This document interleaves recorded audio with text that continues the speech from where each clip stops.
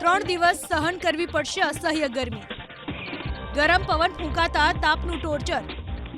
હવામાન વિભાગ મુજબ આગામી 7 દિવસ રાજ્ય અને સંઘ પ્રદેશ દીવ, દમણ અને દાદરાનગર હવેલીમાં વાતાવરણ સંપૂર્ણપણે શુષ્ક રહેવાની આગાહી કરવામાં આવી છે.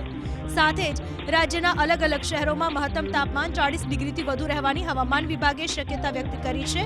હવામાન વિભાગે 31મી મે સુધી રાજ્યમાં ભારે પવન, હીટવેવ કે વરસાદની કોઈ ચેતવણી જાહેર નથી કરી. જો કે 28મી મે સુધી કચ્છ અને સૌરાષ્ટ્રના દરિયાકાંઠાના વિસ્તારોમાં દક્ષિણ પશ્ચિમથી પશ્ચિમ દિશા તરફથી ગરમ પવન ફૂંકાતા અસહ્ય બફારાનો અનુભવ થઈ શકે છે. 3 દિવસ બાદ એટલે કે 29મી મેથી મહત્તમ તાપમાનમાં 2 થી 3 ડિગ્રીનો ઘટાડો થશે. આજના તાપમાનની વાત કરીએ તો અમદાવાદમાં સૌથી ઊંચું 43 ડિગ્રી તાપમાન નોંધાયું, તો રાજકોટ અને ગાંધીનગરમાં તાપમાનનો પારો 42.5 ડિગ્રી પર પહોંચ્યો.